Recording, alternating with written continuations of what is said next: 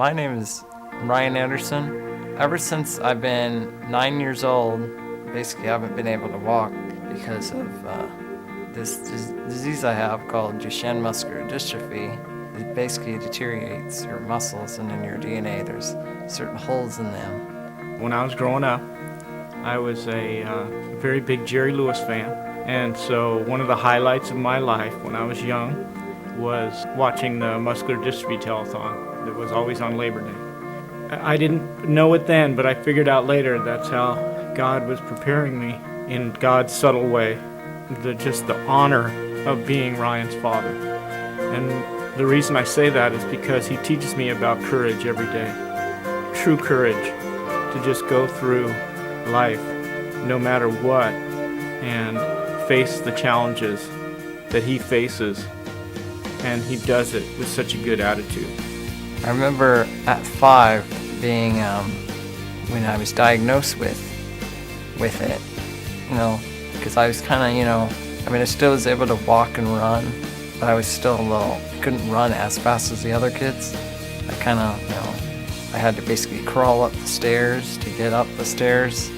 He used to not really keep up with the other kids, but I didn't realize that Ryan, I just thought he was slow. I thought he had flat feet or something. I really had no clue that he had muscular dystrophy or anything that was a so-called, what they called a terminal illness. Shortly after that, that's when I kind of was in a wheelchair, about when I was 9. Then when you find out he's got muscular dystrophy and you read what it's all about, what 99.9% happens to these boys with muscular dystrophy. And I remember going to the library, sitting down with Ryan and reading all about Duchenne muscular dystrophy one day. And it was just so sad. And I'm looking at the pictures and going, that can't be my son. That can't happen to him. He was so cute, and absolutely nothing was wrong with my kid at 5 years old. He looked fine, perfectly healthy boy, and so you just can't visualize it. There was times before when I was very, mad at God, like saying, why do I have this?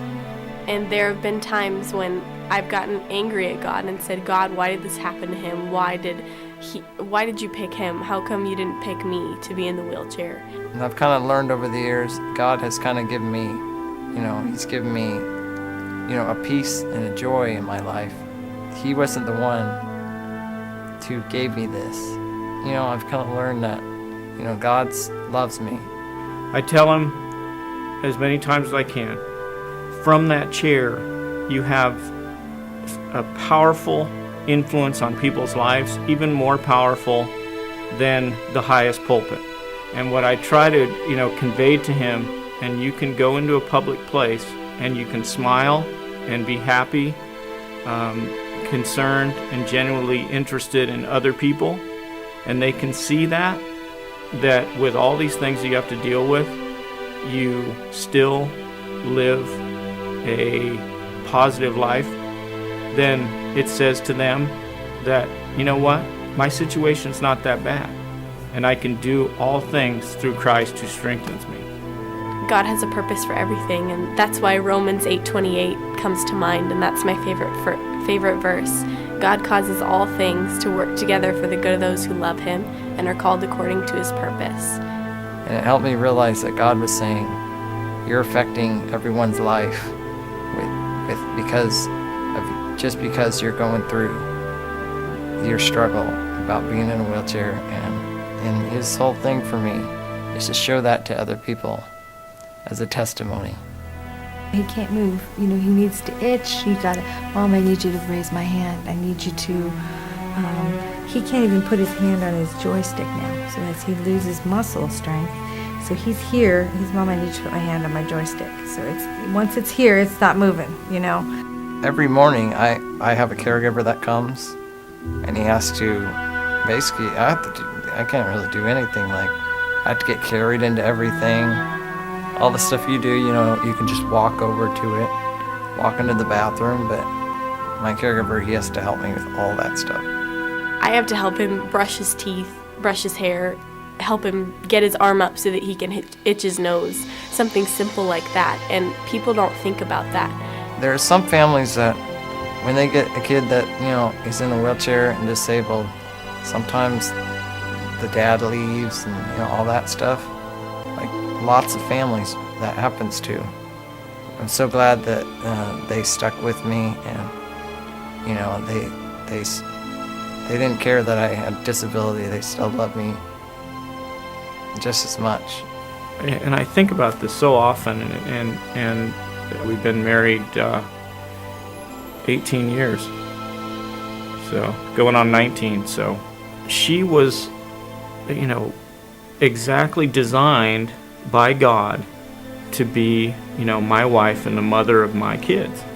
I mean, I totally believe that, and the way that it's worked out, she has all the attributes that would make her be able to thrive in the situation that she's in. And it's really difficult. But I think she's the only person, that could do it, in our set of circumstances. I'm so blessed to have this man. I mean, he really grounds me, because I don't know what I would do without him. And he's like the other half, that just keeps me, puts me, so that I can take care of the Ryan and Shannon and be the mom that I need to be, My life would not be the same without having Ryan as my brother. I have learned so much from him, just living in the same house with him and watching him day by day. A lot of times, a lot of people, they take what they have for granted. Maybe their legs, where, your legs, you're like, oh, my legs hurt. But, for me, I could take hurting legs and be able to walk, then not be able to walk. And, we a lot of us, take life for granted, My favorite thing about Ryan is definitely his sense of humor. He's very funny at home, and then he smiles and laughs. So while he's on his bed and he can't move, he's happy. He's happy. He's still happy. I want what he has. You may be going through struggles. I may have a disability on the outside, but everyone has disabilities. Mine just shows on the outside. Maybe yours might be the inside, maybe depression or anger or resentment. God can basically get you through all that. Because there are times when it'll all hit you, and we go on day to day just kind of living with it, and we just know that that's just the way it is. But then there are days when we'll think about it and it'll just hit us, and we'll realize what we really are going through. God's always been with us all along our road, and he's helped Ryan a lot. And God, I really believe that Ryan is here to help other people.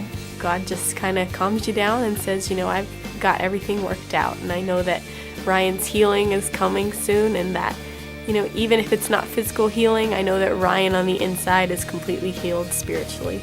There's big things out there. You got to think big, and it's just like you can have a great impact for the kingdom just going out and smiling, confessing your faith, and just being out there and be happy, joyous, and free in that chair. You just don't know the effect it could have. He's going to take something bad and turn it into good, and I think that's what he's doing in my life. He's trying to take this, use it as a way to help other people. God basically, he loves us all, so that's pretty much all I got on that.